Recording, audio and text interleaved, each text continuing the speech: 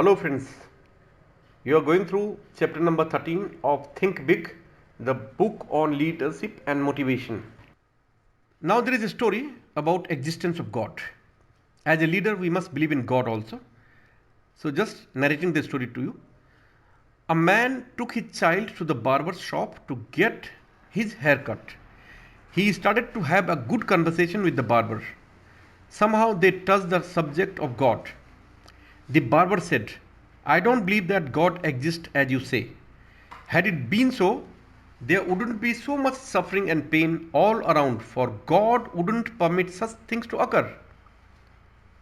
As soon as the barber was done with his job, the man went out of the shop into the streets.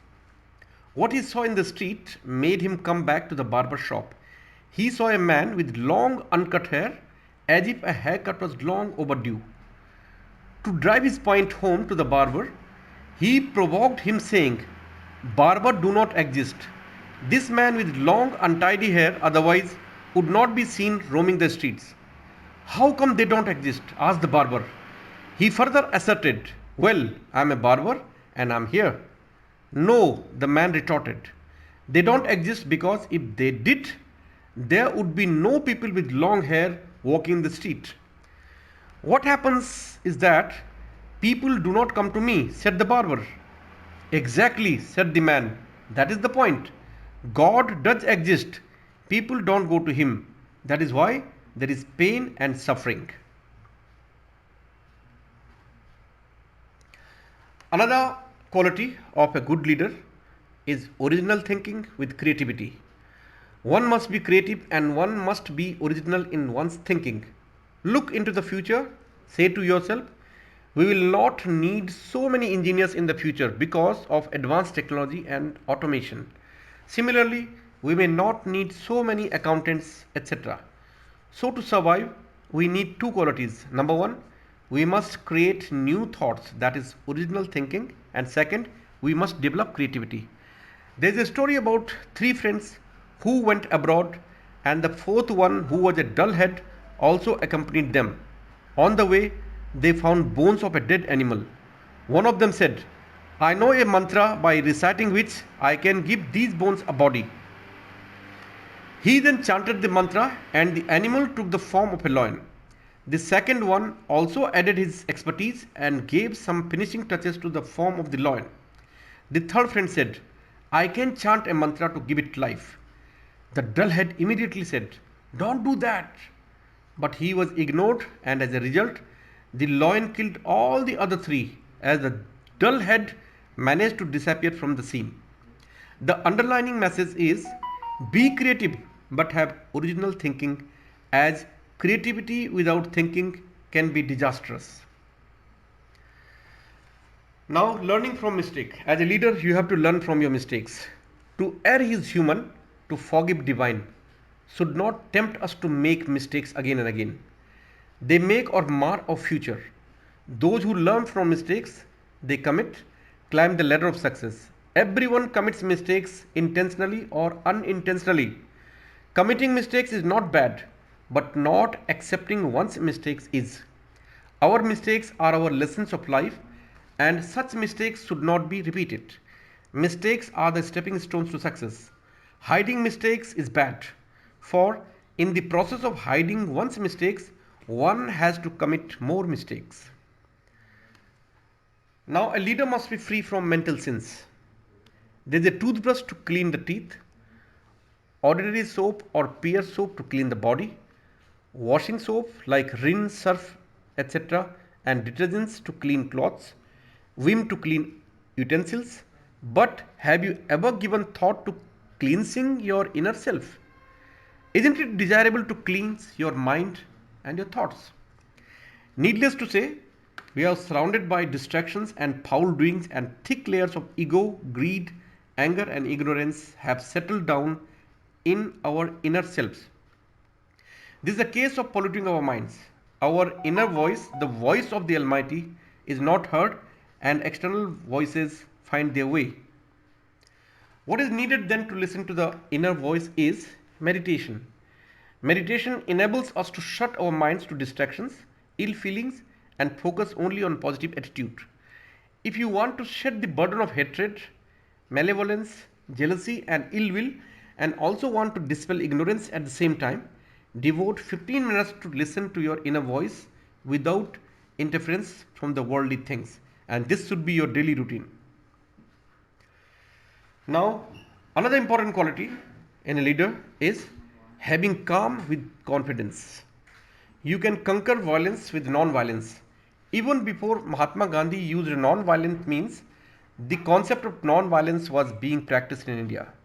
Once, Lord Buddha's cousin Devdatta wanted to kill him and for the purpose intoxicated an elephant named Nilgiri to attack him. It was all quiet all around. The Buddha was meditating.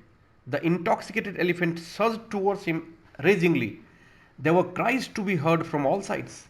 Since Buddha was unruffled and sat peacefully, the enraged elephant slowed down. As it came nearer Buddha, it was as subdued as a pet, gentle and calm. What was it due to? The Buddha's compassionate mind had the desired effect of love which the elephant could sense. Harming a harmless man was an error got in the elephant's head. Sensing the power of compassion and love, Devdatta bowed before Buddha. But not only this, he sought Buddha's guidance also. His goodness conquered the bad intentions of Devdatta. How come that what was true for Buddha cannot be true for us? Buddha did not give the power to the intoxicated raging elephant to attack him, so the elephant could not attack him. Devdatta understood this. We all should also understand this. Another important quality is honesty. A successful businessman was growing old and knew it was time to choose a successor to take over the business. Instead of choosing one of his directors or his children, he decided to do something different. He called all the young executives in his company together. He said, "It is time for me to step down and choose the next CEO. I have decided to choose one of you." The young executives were shocked, but the boss continued. "I am going to give each one of you a seed today. One very special seed. I want you to plant the seed, water it, and come back here 1 year from today with what you have grown from the seed I have given you. I will then judge the plants that you bring, and the one I choose will be the next CEO. The man named Jim was there that day, and he, like the others, received a seed. He went home and excitedly told his wife the story.